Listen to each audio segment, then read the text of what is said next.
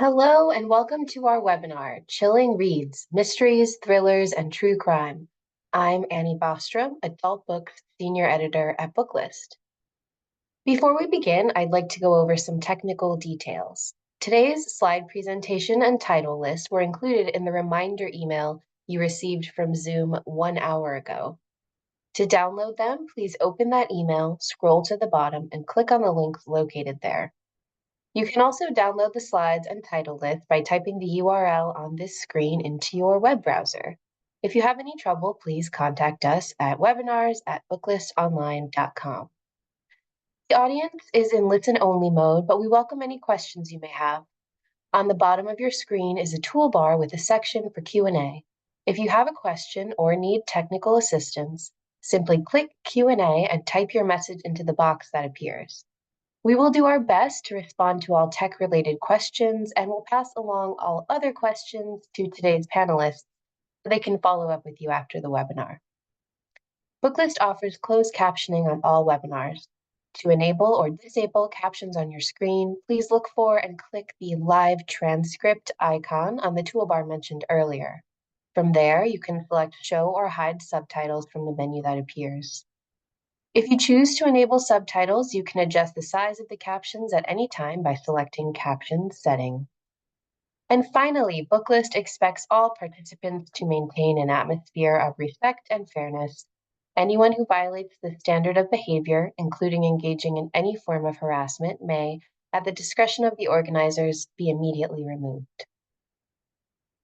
Today, we have the pleasure of hearing from Emily Ludloff, Library Marketing Specialist at Sourcebooks, Erica Loberg, Senior Publicist at Soho Crime, an imprint of Soho Press, Michelle Timmons, Library Marketing Coordinator at Macmillan Library Marketing, and Kate McManus, Library Marketing Assistant at Penguin Random House Library Marketing. We will kick things off with Emily Ludloff. Emily Ludloff is a library marketing specialist at Sourcebooks. Previously, she worked with some of the top names in the music industry in Nashville, Tennessee, but ultimately could not resist the pull of her first love, books. Thanks for being here, Emily. The floor is yours. Hello, thank you so much, Annie. I am so excited to be here and be able to start off this Booklist Book Buzz with some new mystery, thrillers, and true crime stories coming to you from Sourcebooks. Next slide, please. My name is Emily Ludloff, and I'm the Library Marketing Specialist at Sourcebooks. You can follow us on Twitter, Facebook, Pinterest, and our brand new Instagram for up-to-date information, e-galleys, and free resources. Please feel free to email me with any questions you may have. Now, on to the books. Next slide. All right, I'm going to start today with some mysteries from our Sourcebooks landmark imprint. Next slide. Starting with The Last Murder at the End of the World, which is an inventive, high-concept murder mystery from the best-selling author of The 7.5 Deaths of Evelyn Hardcastle. On a remote island, 122 villagers and 3 scientists live in peaceful harmony. The villagers are content to do what they're told by the scientists until one of them is found brutally stabbed to death.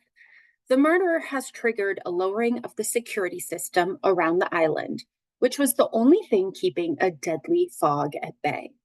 If the murder isn't solved within 92 hours, the fog will smother the island and everyone on it. But the security system has also wiped everyone's memories of exactly what happened the night before, which means that someone on the island is a murderer, and they don't even know it. Next slide. All right, the most famous girl in the world is absolutely perfect for fans of Inventing Anna. And it follows Rose, who wrote the investigative article that exposed socialite Poppy Hastings as a scam artist. And it led to her highly publicized trial and jailing. Poppy has served her time now for defrauding some of the richest, most powerful names in the world. But Rose knows that this is only the tip of the iceberg for Poppy's crimes. She just can't prove it yet, especially because her sources keep dying under mysterious circumstances. But as Poppy Star rises as a beloved scammer icon, a la Anna Delvey, Rose quickly descends into a downward spiral of guilt and obsession. Rose's article created Poppy's fame, and Rose is the only one who can expose Poppy for the monster and killer that she is. But can she do it before anyone else gets caught in the crosshairs? Next slide, please. All right, now we're going to go for an even more murderously good time with thrillers from our Poison Pen Press imprint. Next slide, please. Okay, this is a creepy sapphic horror. My Darling Dreadful Thing follows Ruth Beckman, who has a spirit companion only she can see, and this spirit companion is really the only good thing in her life. That is, until a wealthy young widow, Agnes Coop, asks Ruth to come live with her at her crumbling estate. Now, the manor is super unsettling. We're talking creaky floorboards, doors closing, sounds, but she's like, I'm going to put up with this because the attraction between Ruse and Agnes is palpable. So how does someone end up dead? Ruse, of course, is caught red-handed, but she claims that a spirit, remember that only she can see, is the culprit. She knows that they are real, but she'll have to prove her innocence and her sanity or lose everything. Next slide, please. All right, That Night in the Library is a chilling literary mystery from Special Collections librarian Eva Yurchak. On the night before graduation, 7 students gather in the basement of their university's rare books library, as you do. But just a few minutes into their celebration, the lights go out, and one of them drops dead. As the body count rises, with nothing but the books to protect them, the group must figure out how to survive the night while trapped with a murderer. And my boss lovingly calls this book an Agatha Christie mystery meets Lord of the Flies, and I can think of no better description for this book. Next slide, please.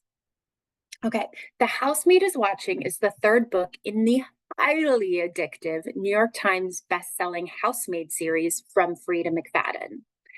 Millie Calloway is no longer cleaning houses and moves into what should be a perfect suburban home in a perfect suburban community with her husband and daughter. But something's off. The neighbors are strange. She is sure there's a shadowy figure watching her. Her husband leaves their home in the middle of the night, and one of their neighbors gives her a chilling warning. Be careful of your neighbors. She thought she left her darkest secrets behind, but this quiet suburban street might just be the most dangerous place of all. Next slide. All right, Eustacia Rose lives alone in London with only her extensive but exquisite collection of poisonous plants for company. She tends to her garden with meticulous care and likes to look through her telescope at her neighbors. Again, as you do. Through her telescope, Professor Rose is drawn into a life of an extraordinarily beautiful neighbor, Simone. And she begins to nickname the men who visit her after poisonous plants, according to the toxic effect they have on Simone. But who are these 4 men? And why does Eustacia Rose recognize one of them? Just as she cares for and preserves her secret garden, she feels inexplicably compelled to care for and protect her neighbor. But when her precious garden is vandalized and someone close to Simone is murdered with a toxin derived from a rare poisonous plant, Eustacia finds herself implicated in the crime and decides to take matter into her own hands. Next slide, please. The Drowning House is a brand new horror thriller from award-winning author Cherie Priest. A violent storm washes a mysterious house onto Marrowstone Island, stopping the heart of the only woman who knows what it means. Now, Charlotte Culpepper is dead, and her grandson Simon is missing. Determined to get answers, Simon's childhood friends Melissa and Leo make the trek back to Marrowstone to find him, but they aren't prepared for what's waiting for them. Next slide, please. Okay, I love this book, I just have to say. This book follows author Barrett Gardner, who has just moved to a cottage in a worn and run-down village in Cornwall, full of interesting people and stories. Shortly after she arrives, a man is suddenly blown up during a tea party, and, of course, Barrett starts snooping around on the case. Her aim is to both help police with the strange and mysterious villagers, but also gain ideas for her new book. But the villagers themselves see the murder as an opportunity rather than a tragedy, and they come up with the brilliant idea of using it to attract tourists to Great Diddling by organizing an annual murder and book festival. Honestly, good for them. Next slide, please. All right, the specimen is based loosely on a true case of the Burke and Hare murders in Edinburgh, 1826. This fictionalized account follows Isabel, who does her best to raise her young son Thomas alone, but yellow fever has left him with a scarred heart. And then he goes missing. A chance visit to renowned Dr. Burnett's collection of specimens elicits a horrifying realization. There, in a small jar among stuffed lizards and misshapen bones, is a new addition, a tiny, human, scarred heart. The use of stolen bodies by Edinburgh's medical men is a controversial but open secret. But her own investigation reveals a terrible truth. The doctor's a proxy killer, obsessed with his quest for specimens. As the powerful men of medicine close ranks against her, Isabel goes undercover in Burnett's house as a keeper of his specimens. With the help of a detective with something to prove, she must exact justice and put an end to the doctor's twisted plans while not getting caught. Next slide, please. Lila Dalton has no memory of how she came to be in this courtroom, no memory of how she got to the courthouse at all, or why she's facing a jury who seems to be waiting for her. There is a man on trial accused of mass murder, and they're telling her she's his lawyer, but she can't remember any details of the case. She can't remember anything at all. This book, The Trials of Lila Dalton, is a twisty, unexpected locked room mystery, and it follows one woman's race against time to find a killer, clear her own name, and escape an island that threatens to keep her trapped forever. Next slide, please. All right, by day, Cordelia Black is a successful pharma rep with her pristine reputation and designer wardrobe. By night, she's culling South Louisiana of unscrupulous men, monsters who always seem to evade justice. But when the evening news starts throwing around the word serial killer, suddenly pressure heightens for Cordelia. And it's only exacerbated when her bestie Diane starts dating a man who Cordelia isn't sure is a good person, someone who might just unravel everything Cordelia has worked for.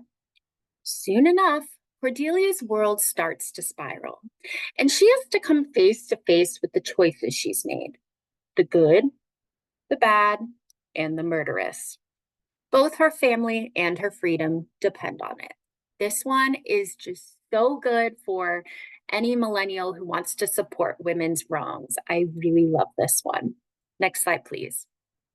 Okay, and now I'm going to go into some nonfiction from our nonfiction imprint for true crime. Next slide, please. When Lauren Spurrier, I can speak, vanished from Indiana University, her story drew global attention from celebrities and news. What made the case so confounding was that the 20-year-old was out with dozens of classmates in a bustling university town on the night she went missing. Despite the media frenzy surrounding the case, the police investigation went nowhere, and her body was never found. Armed with the support of Lauren's parents and never-before-seen evidence that chronicles a cover-up, a botched investigation, conflicting testimony, and new interviews, the author leads readers through a gripping narrative before finally shining a light on those often forgotten in true crime: the innocent people left behind. Next slide, please. Okay, and that is all for me. Please feel free to reach out to me at my email here if you have any questions. Thank you so much to Booklist for hosting this awesome webinar, and I hope you guys have a wonderful rest of your day. Thank you. Thank you so much, Emily. And now we'll be joined by Erica Loberg. Erica is a senior publicist at Soho Press in New York City. Take it away, Erica. Thank you. Hi, everyone. Thanks so much for joining us today. I have a lot of really great titles from Soho Crime to share with you today, plus one little cameo from our new horror imprint, which I'll talk about in a moment. But just to preface, most, if not all of these titles are currently available to request on NetGalley and Edelweiss, so please feel free to check those out after this presentation. With that, I'll get started on the next slide, please. First up, I am beyond excited to present Exposure by Ramona Emerson, coming this October. This is the sequel to Emerson's debut novel, Shutter, which, as you can see on screen, was phenomenally acclaimed.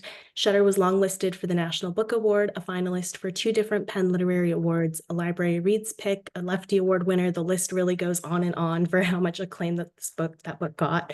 It's an internal staff favorite, and we're really excited to have the next book from Ramona this fall. And it is a priority title, one of our biggest books for the year. So if you haven't read Shutter before, I highly recommend diving in before checking out this new one. But just to give you a little bit more information, so like Shutter, Exposure offers an engrossing combination of mystery, thriller, supernatural horror, and indigenous slice of life, perfect for fans of Stephen King and Stephen Graham Jones. The books take place in Emerson's native New Mexico and follow Navajo forensic photographer Rita Todachini, who is haunted by her taboo ability to see the ghosts of victims at the crime scenes she photographs. And while they help her find meaningful clues at the sites, they also embroil her in their quests for justice, revenge, and other unfinished business. Just as riveting and heartfelt as Shutter, this excellent follow-up picks up Rita's story from the first book as her career is at a crisis point since her colleagues found out that she sees ghosts, and many are unhappy with her for ratting out a corrupt fellow cop. In Exposure, Rita once again gets caught up in a suspenseful investigation, this time in Gallup, New Mexico, where a serial killer is targeting Native people and leaving their murdered bodies out in the frigid winter streets so they look like deaths by exposure. In a dark twist, this book is written as a dual POV narrative told from both Rita's perspective and that of the killer, making the suspenseful game of cat and mouse that much more terrifying. At the same time, there's poignant depth here as we follow Rita's internal struggles and learn that her grandma, who helped raise her in Tohatchi on the reservation, is not doing so well these days. Once again, Dene author Ramona Emerson delivers a haunting investigation and moving peek into contemporary Indigenous life in New Mexico. The writing is excellent, the characters multidimensional, and the story riveting. Next, please. All right, this is another spooky book, Blood Like Mine by Stuart Neville, and this is one of our flagship titles from Soho's new horror imprint called Hell's 100. This publishes this August. Stuart Neville is the author of the Los Angeles Times Book Prize winning novel, The Ghosts of Belfast, and a longtime Soho crime author who's mastered the art of infusing mysteries with the supernatural and a whole lot of soul. He's actually one of Ramona Emerson's earliest influences, which if you read Ghosts of Belfast and Shutter, you can kind of see the parallels there in some ways. But his writing blends murder, suspense, and moral ambiguity to reveal the breaking points of people in dire circumstances. And that has never been more true than in his newest book, Blood Like Mine. At the same time, this is a significant departure for Neville, as this is his first time pushing his work from spooky mystery to outright horror. As a longtime fan of Stephen King and horror more broadly, Neville knows that the genre in a way he knows the genre very deeply, and in a way, he's been working towards this project his entire career. Part horrifying monster story, part procedural thriller, Blood Like Mine is a dual POV narrative full of tension and twists. On one hand, we follow Rebecca Carter, a single mother who goes to extreme lengths to protect her adolescent daughter Moonflower as they live on the road across the Southwest on the run from a grisly secret. On the other hand, FBI agent Mark Donner has spent the past couple years tracking a gruesome serial killer who drains victims of blood before severing their spinal cords, leaving a trail of bodies across the country. These two narratives run in parallel and eventually converge in a story where the stakes are deadly and nothing is certain, including the lines between predator and prey and right and wrong. A propulsive horror thriller, this novel has heart in your throat, pulse-pounding moments, and a good deal of blood, but also poignant characterizations of parenthood and a mother's love in particular, asking just how far a person will go in the name of love. It's scary and unsettling, but also moving and soul-stirring in surprising ways that give this the deep heart and complexity of a classic Stephen King novel. So hand this to fans of everything horror, thriller readers with a strong stomach, and fans of Elena Urquhart and Zoya Stage. Next, please. Back to Soho Crime and lightening the mood quite a bit. In September, we have the highly anticipated follow-up to The Sunset Years of Agnes Sharp, which published last year. This is Agnes Sharp and the Trip of a Lifetime by Leonie Swan and translated from the German by Amy Bojang. Featuring octogenarian Agnes Sharp and her fellow elderly residents at Sunset Hall, these delightful mysteries are a perfect treat for fans of The Thursday Murder Club and Soho's own Elderly Lady books by Helene Thurston. The best way to characterize the series is cozy mysteries with teeth. They're on the lighter end of the crime fiction spectrum with hijinks and cheekiness, and occasional animal POV is known to creep into the narration. But at the same time, there's some darker philosophical musings and serious mischief in these stories, so they're almost cozy with just a dash of poison mixed in. The first book in the series was a Washington Post Best Mystery of 2023 and a New York Times Editor's Choice, with great praise for the warmth, humor, and sinister bits poking through. So we're excited to have a sequel for fans to get to know this charming cast of elderly troublemakers and sleuths even more. In Agnes Sharp and the Trip of a Lifetime, the residents of Sunset Hall embark on a lovely vacation to a coastal hotel in Cornwall, England. And soon after they arrive, Agnes witnesses an unsettling sight from the hotel terrace. Two hooded figures walk away along the cliffs, but only one returns.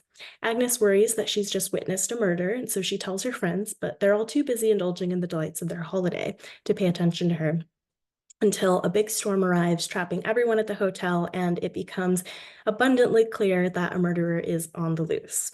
This is a fun take on a locked room mystery that once again delivers Leonie Swan's signature charm, perfect for fans of Deanna Raybourn and Richard Osman. Next, please. This is a really exciting bunch of paperback reissues coming this summer. And I apologize, the first date on here is actually incorrect. So the first book, Violent Spring, publishes today, May 7th, followed by Perdition USA next month in June, Bad Night is Falling in July, and Only the Wicked in August. If you've been keeping up with Soho Crime for the past few years, you've probably heard us talk a lot about Gary Phillips, whose incredibly acclaimed book One Shot Harry published a couple years ago, and the sequel to that called Ash Dark as Night just came out last month. Excuse me. We always say Gary's one of those esteemed crime writers who's been in the game a long time, and he's written a ton of amazing material from novels to TV shows to graphic novels and so many other things. Not only is he an excellent mystery writer, but he very thoughtfully centers Black perspectives in Los Angeles within specific cultural moments in history there. His work is political, socially conscious, smart, and downright fascinating. So that's Gary Phillips now, but let's rewind about 30 years to the 90s. Before he built this amazing reputation and wrote all of these great things, Gary wrote the Ivan Monk mysteries, which you see here on screen. And these are set in the aftermath of the 1992 LA riots and provide an unflinching exploration of racism, police brutality, and gang violence. These books are bold as they dive into a startling history that still resonates powerfully to this day. This is Gary's debut mystery series, and it's been out of print for a long time, so we're really excited to get these back out in the world in a big way with the successive publications, these brilliant, bold, colorful new covers, and in the first book, Violent Spring, we have a wonderful new introduction by Walter Mosley. Next, please. Now we're going to look way ahead to the holiday season with 8 Very Bad Nights, a collection of Hanukkah noir edited by New York Times bestselling author Todd Goldberg. Several years ago, Soho Crime published a fun collection of Christmas capers called The Usual Santas that was a huge hit, so we're thrilled to be able to expand our holiday offerings with this fun and dark collection of crime fiction centered around the Festival of Lights. In 12 stories ranging from gritty noir to laugh-out-loud adventures and twisted capers, 8 Very Bad Nights is a thoroughly entertaining collection that's sure to delight crime readers of every taste. As you can see on screen, this brings together a star-studded roster of award-winning and best-selling authors, including David L. Hewlin, Ivy Pachoda, Lee Goldberg, and many more, so you can count on these stories delivering well-drawn characters and engrossing mysteries. This comes out at the end of October, so plenty of time to get this on shelves and displays for the Hanukkah season in December. Next, please. In November, we have a new John Straley novel called Big Breath In. Straley is a former former criminal investigator who lived, worked, and wrote in Alaska for many decades before moving to Carmel, California a couple years ago. He's the former writer laureate of Alaska and the Seamus Award-winning author of the Cecil Younger novels and Cold Storage novels. His books often have a quirky or off-kilter bent to them, and they're set largely in Alaska and the Pacific Northwest, and he has a lyrical writing style that beautifully depicts these vast and lush settings. Big Breath In delivers these same hallmarks and offers something new as a standalone novel inspired by John's wife, who's now retired but had a prominent career as a marine biologist working specifically with whales. So you can maybe kind of see where this is going with the cover here. In the novel, we meet retired marine biologist Delphine, who's really struggling these days. She's been diagnosed with terminal cancer. She's outlived her PI husband, another wink to John's biography, and she's feeling like a burden to her son and his growing family. Then one night, as Delphine is out contemplating everything and just kind of down in spirits, she witnesses a woman and her young child being victimized by the woman's boyfriend. And later on, Delphine discovers that the woman has gone missing. So Delphine embarks on a quest to track her down and help this young family. What begins as a chance encounter turns into a zany and heartfelt rescue mission across the Pacific Northwest, where Delphine encounters both the lowest lows of humanity and the beautiful joys. Big Breath In is both a witty, warm mystery and an endearing love letter to the author's wife. There's definitely a heartwarming, redemptive tone here that feels similar to Remarkably Bright Creatures and A Man Called Ova. So I would definitely recommend this to fans of those books. Next, please.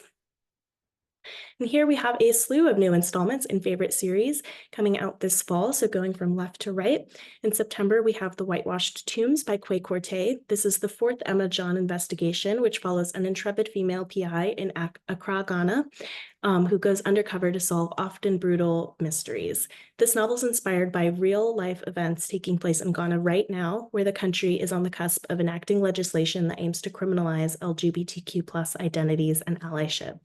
Corte, as a queer Ghanaian American who was raised in Ghana and returns there regularly for research trips, is deeply connected to this issue, and he writes from a place of disappointment, but also love and resilience. This is an important novel that sheds light on a humanitarian issue facing Ghana today, but it's also another well-plotted and immersive mystery perfect for armchair travelers. Also in September, we have the newest Billy Boyle World War II mystery from James R. Benn called The Phantom Patrol. This is book 19 in a series that reviewers and blurbers agree just keeps getting better. We don't know how James does it, but he seriously, just every book, you would think after a dozen that something would have to give, but it doesn't. Like, they're just all so good and like pitch perfect, perfectly paced. We love them. So this book takes place in 1944 after the liberation of France and finds Billy investigating a gang of Nazi-affiliated art thieves and heading dead into the line of fire at the historic Battle of the Bulge. Then in December, we have Against the Grain by Peter Lovesey. This is the 22nd and final novel in the award-winning Peter Diamond mystery series and follows the wry and fiendishly clever detective Peter Diamond on an undercover investigation at a seasonal festival. Lovesey is a master of the fair play mystery, and in this last book, he delivers his classic humor alongside send-ups of private eye and noir tropes. Peter Lovesey is a Mystery Writers of America Grand Master, a Crime Writers Association Lifetime Achievement Award winner, and regarded as one of the most important mystery authors of the last century. So the close of this long-standing and decorated and internally beloved series is a big deal.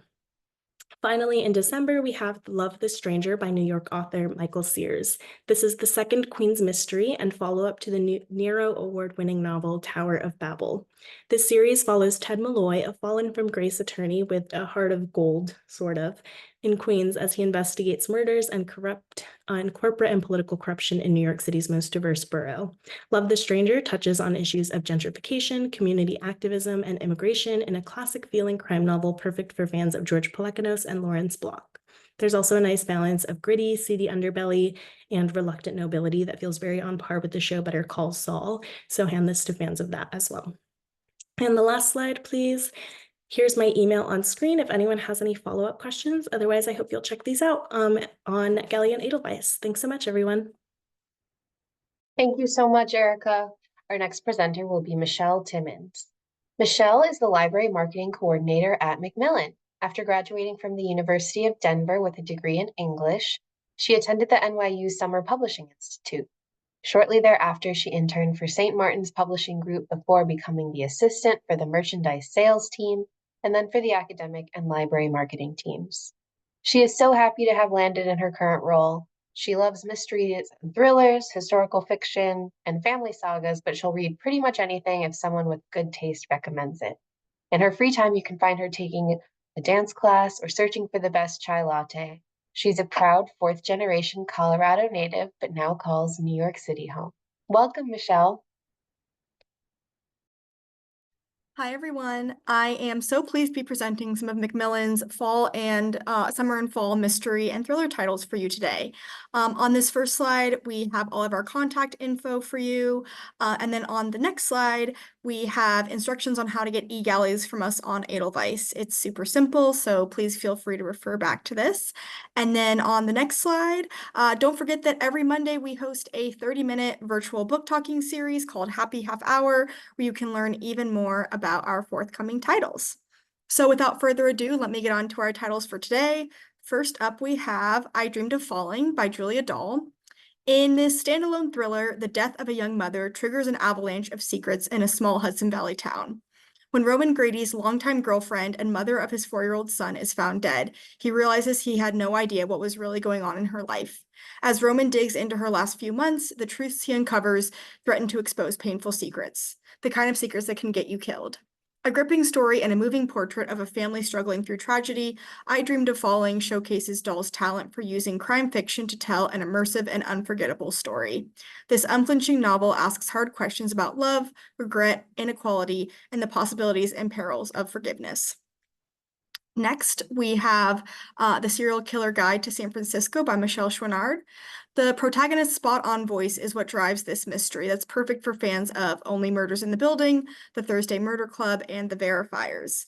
The main character makes her living giving serial killer tours of the city. She has been interested in the topic ever since she was a kid, when she discovered her grandfather was the serial killer Overkill Bill. She's always believed in his innocence, though she's never taken the leap to fully dive into the case. But now an Overkill Bill copycat has struck in San Francisco, and it may be time to exonerate her grandfather once and for all. Each book in this series will focus on a different San Francisco neighborhood, and fans of the Finley Donovan series and Mrs. Plansky's Revenge won't want to miss this one. Next, we have Betrayal at Blackthorn Park by Julia Kelly, the second installment in the Evelyn Redfern series that began with A Traitor in Whitehall.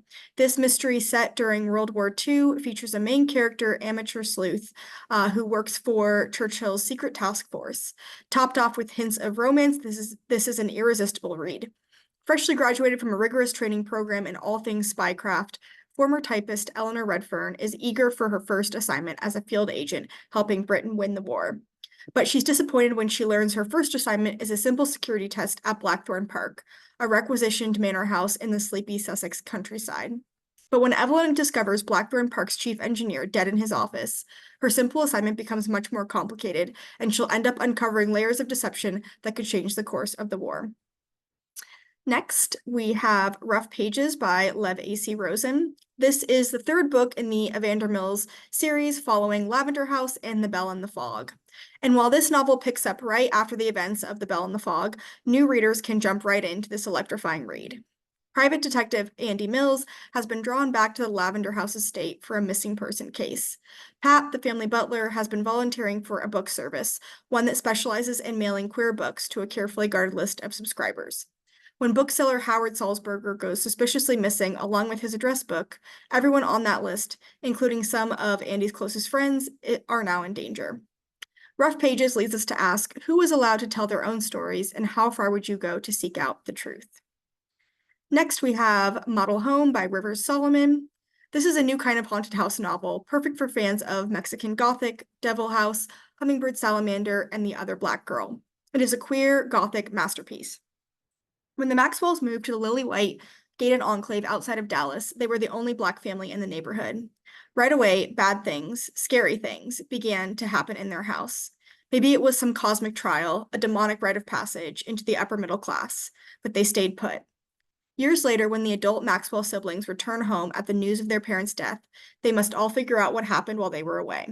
It was not a natural death for their parents, but was it supernatural?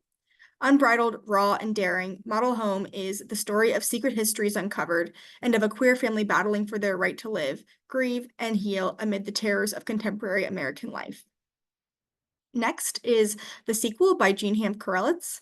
This is the second installment in the book series following the plot. With her signature wit and sardonic humor, Jean Hamp Korelitz gives readers an anti-hero to root for while illuminating and satirizing the world of publishing in this deliciously fun and suspenseful read. If you love stories about the publishing industry, writers, and books themselves, then you'll be drawn in by how the sequel continues the tradition that the plot began of tongue-in-cheek storytelling about the state of the industry. Invisible threats and disastrous secrets continue in the sequel, and you can't help but turn the pages to see where Anna's story will lead. Anna Williams Bonner is living the contented life of a best-selling author's widow, enjoying her husband's royalty checks in perpetuity. But when Anna publishes her own book, she begins to receive excerpts of a novel she never expected to see again, a novel that should no longer exist. That it does means something has gone very wrong, and someone out there knows far too much about her late brother, her late husband, and just possibly about Anna herself. What does this person want, and what are they prepared to do? Next is The Last One at the Wedding by Jason Rekulak. For fans of Book of Night, A Flicker in the Dark, Fractal Noise, Hellbent, The Maidens, The Plot, and The Four Winds. Strained family ties, rich guys with plenty of secrets, an idyllic summer setting, and a plot twist no one will see coming, this book truly has it all. When a father who's been estranged from his daughter for 3 years receives a call from her inviting him to her wedding, he's thrilled. But when he arrives at the private estate where the wedding is taking place, he is surprised to learn she's marrying the son of a famous tech billionaire. And there's something strange about the situation. Both she and her groom are oddly removed, and no one seems to like the family. He decides he needs to know more about this family his daughter is marrying into before he loses her forever. Next is A New Lease on Death by Olivia Black. This darkly funny supernatural mystery about an unlikely crime-solving duo launches a commercial, unique, and genre-blending series where death is only the beginning. Since Cordelia Graves died in her apartment a few months ago, she's kept up her residency. When her across-the-hall neighbor, Jake, is shot and killed, Cordelia is determined to bring his killer to justice. But since she herself is dead, she must enlist the help of the obnoxiously perky, living tenant of her apartment. That's where Ruby comes in. Slowly, Cordelia and Ruby form an unlikely friendship as they get closer to the truth about Jake's death. The supernatural concept is different and fun, and Black's voice pulls it off perfectly. Fans of Finlay Donovan and Mrs. Plansky's Revenge will love this one. Next is The Gardener's Plot by Deborah J. Benoit. For fans of The Garden of Small Beginnings, Under Lock and Skeleton Key, The Curse of Penrith Hall, and Act Like a Lady, Think Like a Lord.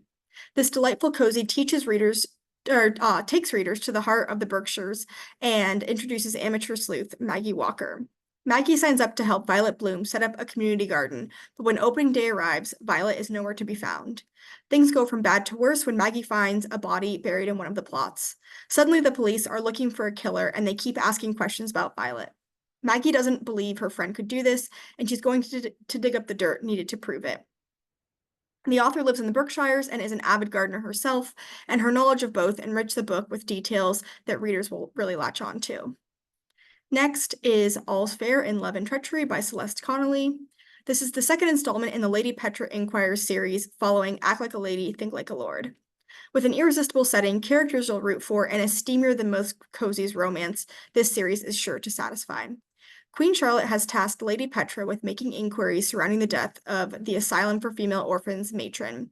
What's more, an intercepted letter hints there may be a link between the matron's death and a group of radicals with ties to the aristocracy. Then Petra overhears a nefarious conversation with 2 other men about a plot to topple the monarchy, set to take place during the celebrations currently going on around London. She's certainly got her work cut out for her. This is a historical mystery series with a thoroughly modern feel, featuring a delightfully feminist storyline. Lady Petra is the perfect protagonist, utterly charming, incredibly clever, and with no patience for patriarchal nonsense. Next is Deadly Animals by Marie Tierney. This novel is the best of both literary and commercial writing. It luxuriates in atmospherics while still being meticulously plotted, with heartbreaking characters whose relationships deepen as the story rockets toward the resolution of its central murder mystery. 15-year-old Ava Bonney has an obsessive interest in the rate at which animals decompose. The motorway she lives by regularly offers up roadkill, and in the dead of night, she likes nothing more than to pull her latest discovery into her roadside den and record her findings. One night, she stumbles across the body of her classmate Mickey Grant and calls the police. When Detective Seth DeLahey is given the case, Ava won't step back. How hard can it be to track a killer? Next is Alter Ego by Alex Segura. This is the follow-up to Secret Identity. In Alter Ego, Segura sticks with the comic book backdrop, but breaks it open in new and interesting ways. Annie Bustamante is a comic book artist known for one of the all-time best superhero comics. Now that the rights to one of her favorite childhood superheroes are available, she's determined to grab them. However, she's skeptical of the man making the offer. When she starts getting anonymous messages urging her not to trust anyone, Annie's inner alarms go off. But Annie is not about to go down without a fight. While Secret Identity was a masterclass in restrained noir, this has action, paranoia, and surprising twists. Next is Trouble Island by Sharon Short. Trouble Island serves as a stop-off for gangsters as they run between America and Canada. The remote isle is also the permanent home of Aurelia Escalante, who serves as a maid to Rosita, lady of the mansion and wife to the notorious prohibition gangster Eddie McGee. Aurelia wants nothing more than to escape Trouble Island, but she is hiding a secret of her own. She is not a maid, but a gangster's wife in hiding. When Rosita suddenly disappears, Aurelia plans her getaway, but instead finds Rosita's body in the water. The 1930s Lake Erie setting makes for a seamless read that transports readers to the time period with ease and accuracy. The story is based on Short's own family history, the alleged murder of a gangster by her great aunt, and Trouble Island is based on Middle Island, a storied and remote isle on the southernmost border of Canada. Short's skills at creating vivid characters and deft historical research are showcased here. Next, we have Booked for Murder by P.J. Nelson, perfect for fans of The Bell and the Fog, Under Lock and Skeleton Key, At the Coffee Shop of Curiosities, and Act Like a Lady, Think Like a Lord. When Madeline Brimley receives word that her beloved eccentric Aunt Rose has passed away, she also learns her aunt left her the old Juniper bookstore. But when Madeline arrives to claim it, she's faced with a late-night caller who threatens to burn the whole store down if she doesn't leave immediately. When she ignores the threats and soldiers on, a fire and a murder in the store itself get her attention. It's up to Madeline to untangle the skein of secrets and find the killer before she herself is the next victim. The author brings to life the rich Georgia setting, adding a flavor and texture to the book that lifts it above the usual bookstore mystery.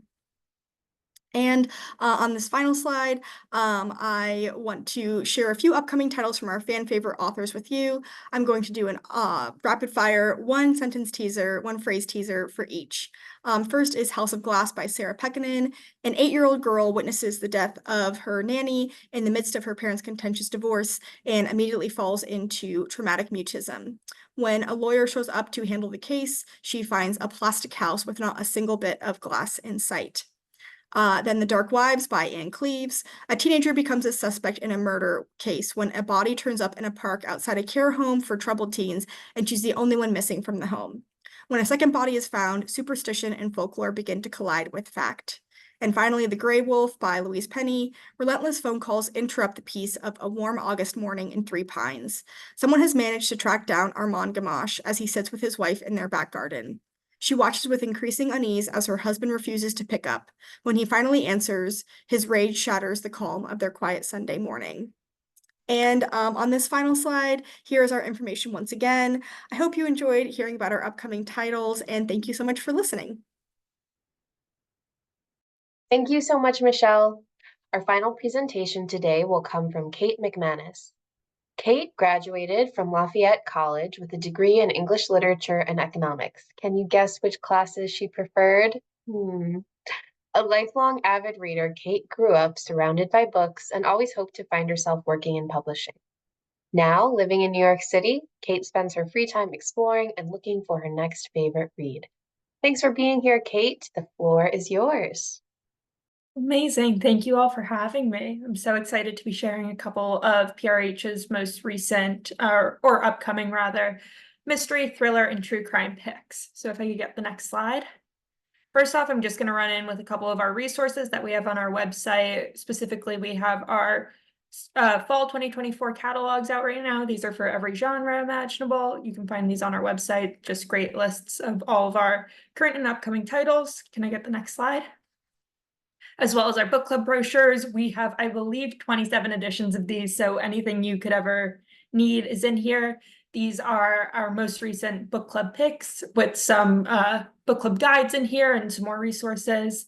Then next, we also have our samplers. So these are all little snippets, little excerpts from some of our most recent books. This is specifically recent debut titles, which is really exciting. So you can look to these to find your next favorite read or next favorite debut author. And then next. And then lastly, we are going to be at LJ Day of Dialogue this week and then SLJ Day of Dialogue in 2 weeks. So please, please, please register for these events. They're totally free. And stop by our booth for some more resources, some panels, and potentially some giveaways. Next. All right, up first, I have a book that's out now. This is Mick Herron's The Secret Hours. You may know Mick Herron as the best-selling author of Slow Horses, which is now an Apple TV show. Secret Hours follows a disastrous M15 mission in Cold War Berlin. Recently, the British Prime Minister launched the monochrome inquiry to investigate historical overreaching by M15 officers. This granted civil servants Griselda Fleet and Malcolm Kyle unfettered access to any and all confidential information in the service archives. However, the inquiry is thwarted by M15's first desk or top spy. Griselda and Malcolm basically watch as their biggest career opportunity to date goes down the drain. That is until an M15 case file appears on their desks without explanation. Its story is a classified operation in 1994 Berlin, which ended in tragedy and scandal. This is a standalone spy thriller perfect for those looking for an entry point to Herron's work. It is poignant, it's unsettling, and it's also laugh out loud funny at times.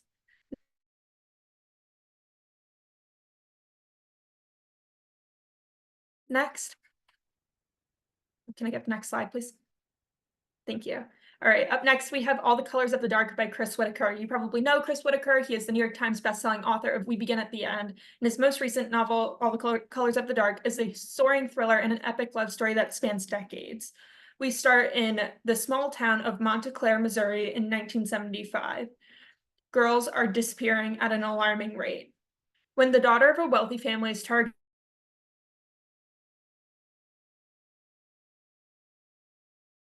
love him soon discovered that the line between triumph and tragedy has never been finer, and that their search for answers will lead them to truths that could mean losing one another.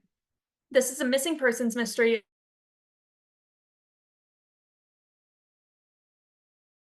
Unique twist on each. This is a novel about what lurks in the shadows.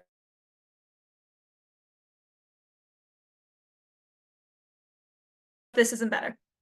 This is a novel about what lurks in the shadows.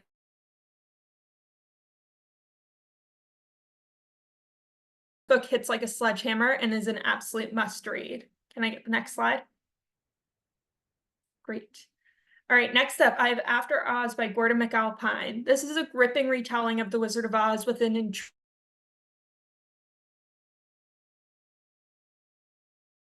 intriguing focus on the prejudices that were held. It's the year 1896, and when Dorothy shows up 4 days later, unharmed, everybody is relieved. That is until she starts sharing stories of a fantastical land and of the characters we know and love: a good witch, a bad witch, a wizard, a scarecrow, a lion, and a tin man.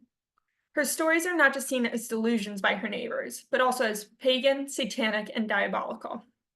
Dorothy's case is not helped when the body of a local spinster is found who matches the description of the witch Dorothy claimed to have killed.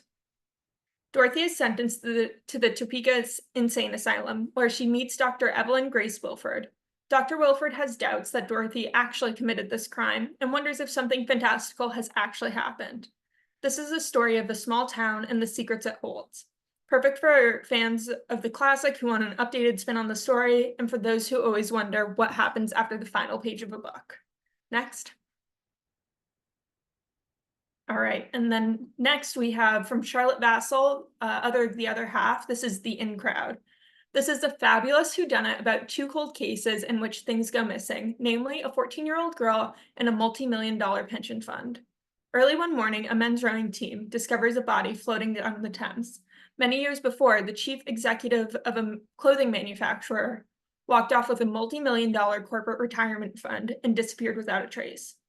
Now, the discovery of this body has reopened that case. Meanwhile, Detective Inspector Caius Beauchamp has his own evening at the theater upended by the discovery of a dead body just a few seats away. 2 decades ago, Eliza Chappell, a 14-year-old student at a girls' boarding school in Cornwall, disappeared in the middle of the night under dubious circumstances. A second body and a second cold case reopened. As DI Caius Beauchamp, along with his associates, investigate these parallel missing persons cases, he finds himself ensnared in the unexpected political machinations of a duke in waiting. This is a murder mystery reminiscent of the works of Agatha Christie with the perfect amount of lighthearted humor sprinkled in.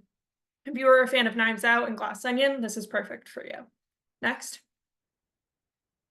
All right, so next we have Burn from Peter Heller, who is the best-selling author of The Dog Stars. This is a novel about male friendship, political climate within the United States, and chosen family.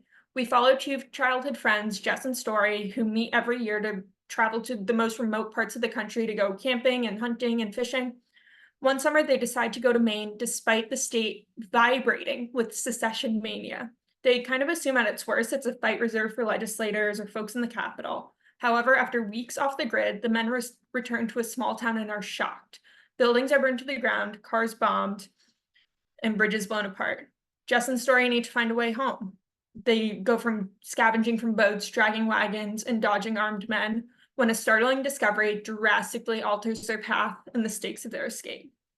This is a very timely piece, perfect for those interested in speculative fiction, also for fans of A24's new film, Civil War. This is going to be great. Next, please. All right, so this is a bit of true crime. This is the true story of the tragic Murdaugh murders by Valerie Bauerlein, a veteran Wall Street Journal reporter and an authority on the case.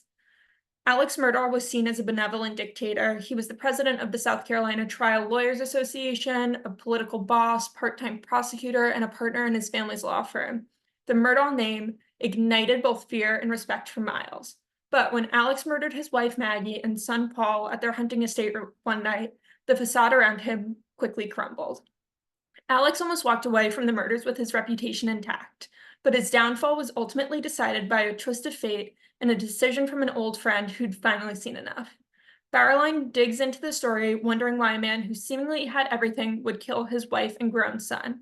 She digs through Alex's life through the night of the murders and the investigation itself to uncover layers of the Murdaugh case that would otherwise not have been told.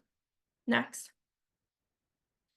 All right, next up we have The Divide, where we follow Jenny St. John, who recently moved from her rural Midwest hometown at 18 and scored a role in an indie film in Los Angeles called also The Divide. Jenny was thought to become the next indie darling with this role, especially under the tutelage of filmmaker Serge Grumet. However, the movie tanks, and 2 decades later, Jenny is barely staying afloat as a quote-unquote psychic life coach. But when news breaks that Serge was murdered, Jenny's world is turned upside down. And startlingly, she realizes that she looks almost identical to Serge's ex-wife, painter Gina Santos. So much so that police mistake Jenny for Gina. Jenny uses her resemblance to Gina to infiltrate her world, namely her affluent yet unstable inner circle of friends. Soon, Jenny searched to find Gina, unearths dark secrets about her own past while putting her squarely in the sights of a killer. Ernest Cline, author of Ready Player One, called this weird and wonderfully addictive. It reads like Agatha Christie on acid, or maybe Raymond Chandler adapted by the Coen brothers. So you know that's going to be a fun ride. Next. This next author needs little to no introduction. This is the new series from Richard Osman, bestselling author of The Thursday Murder Club. We follow a father and daughter-in-law pair, which seems kind of like an odd couple, but it's going to be a lot of fun. Amy Wheeler is a private security officer currently on job on a remote island keeping world-famous author Rosie D'Antonio alive. It's meant to be an easy job. Steve Wheeler is enjoying retired life. He does an odd bit of investigation work, but prefers his familiar habits and routines. But then a dead body, a bag of money, and a killer with their sights on Amy have her sending an SOS to the only person she trusts. A breakneck race around the world begins, but can Amy and Steve stay one step ahead of a lethal enemy? This is going to be so much fun. I'm so excited for this one. Next. Tiny Threads. This is actually the perfect timing to present this, especially after last night's Met Gala. This is a gorgeous, sinister novel of supernatural suspense where we follow Samara, who finally has the life she's always wanted, a job with a legendary designer, a home in California, and a love interest. But it's not long before Samara's dreams turn into more of a nightmare. Samara starts hearing voices in her room at night, seeing things that can't be explained. The pressure from an approaching fashion show is turned absolutely crushing, and Samara soon starts to discover that her new city, as well as the designer she works for, may be built on foundation of secrets and lies. Now Samara must uncover what hideous truths lurk in the shadows of this world of glamour and beauty before those shadows claim her. All right, next. Okay, and then from Tammy Hoag, we have Bad Liar. This is riveting, emotionally powerful new thriller. We follow two sheriff's detectives, Nick Forcade, who is definitely not hoping to start his week with a murder victim dumped at the end of a rural road. Nick's only lead brings him to the family of Mark Mercier, a hometown hero who left for a weekend fishing trip and hasn't been seen since. Then we also have another sheriff's detective, Annie Broussard. She just started back on the job after a brutal attack and has taken on the case of Boleyn Fontenot, a mother desperate to find her grown son, a recovering drug addict. Boleyn won't take no for an answer regarding her son. The police tell her that he's an adult and has a right to disappear, but she holds strong in that her son was getting better and would never fall off the face of the earth. As the two detectives search for their respective victims, it becomes obvious that nothing is as it seems in the lives of either men, and the body found may not be either of them. All right, next. And then finally, we have The Hitchcock Hotel. This is from best-selling author of Darling Rose Gold, Stephanie Robel. We follow Alfred Smedel, a Hitchcock fanatic with an agenda. He invites old friends to stay for a weekend at the Hitchcock Hotel, his secluded themed hotel in a Victorian mansion in the White Mountains. There, Alfred offers round-the-clock film screenings, movie props and memorabilia in every room, and even an aviary with 50 crows. To celebrate the hotel's first anniversary, he invites his former best friends from his college film club for a reunion. He hasn't spoken to any of them in 16 years, not after what happened. But who better than them to appreciate Alfred's creation and to help him finish it? After all, no Hitchcock set is complete without a body. All right, next. And then that's it. You can follow this tiny URL to request e-galleys and scan the QR code for our summer 2024 catalogs. And thank you all again for joining. This was so great. This was so great. Thank you so much, Kate, and a huge thank you to all of today's wonderful panelists. Tomorrow, all attendees will receive an email containing links to today's video recording, slide presentation, title list, and a certificate of completion. For more about Booklist webinars, be sure to visit booklistonline.com/webinars, where you can view archives of past webinars and register for upcoming ones like those you see here. Staff training, in-services, local conference, Booklist can help. You can now request free copies of Booklist and Booklist Reader for upcoming staff training programs, so you can help the next generation of library workers become readers advisory and collection development superstars. Scan the QR code on the screen, visit our website, or email info@booklistonline.com for more details. Thank you so much for joining us for today's webinar. A huge thank you to our panelists and to our sponsors, Sourcebooks, Soho Crime, an imprint of Soho Press, Macmillan Library Marketing, and Penguin Random House Library Marketing. This concludes today's webinar. See you next time.